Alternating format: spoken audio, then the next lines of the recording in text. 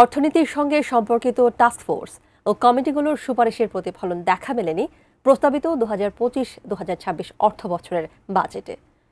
শ্বেতপত্র committee আগামী ২ বছরের জন্য কর্মপরিকল্পনা করা এবং স্বল্প মেয়াদে কিছু বিষয়ে মনোযোগ দেওয়ার যে সুপারিশ করেছিল সেরকম কিছু আসেনি এই বাজেটে।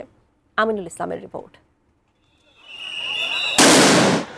গণঅভ্যুত্থানে সরকার পরিবর্তনের পর সিপিডির সম্মানীয় ফেলো দেবপ্রিয় ভট্টাচার্যের নেতৃত্বে গঠিত হয় শ্বেতপত্র প্রণয়ন কমিটি। এরপর বিআইডিএস-এর সাবেক মহাপরিচালক KS মুর্শিদের নেতৃত্বাধীন অর্থনৈতিক কৌশল পুনর্নির্ধারণ সংক্রান্ত টাস্কফোর্স গঠন করা হয়। শ্বেতপত্র কমিটির প্রতিবেদনের কথা উল্লেখ করে প্রধান উপদেষ্টা মোহাম্মদ ইউনূস বলেছিলেন, মন গড়াভাবে প্রতিবছর অর্থনৈতিক প্রবৃদ্ধির হার দেখাত বিগত সরকার।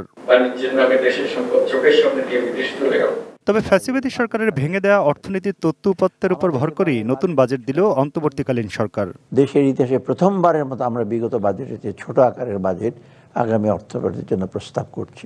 কাঠ ও পিভিসি ম্যাটেরিয়ালের সংমিশ্রণে তৈরি আধুনিক আরএফএল উডিডোর, কাঠের চেয়েও কঠোর। টাস্কফোর্সের প্রতিবেদনে প্রগতিশীল কর ব্যবস্থা চালুর সুপারিশ অনুযায়ী ধনীদের কাছ থেকে বেশি কর আদায়ের সুপারিশ যৎসামান্য প্রয়োগ হলেও শিক্ষা ও স্বাস্থ্য খাতে বরাদ্দ বাড়ানো হয়নি।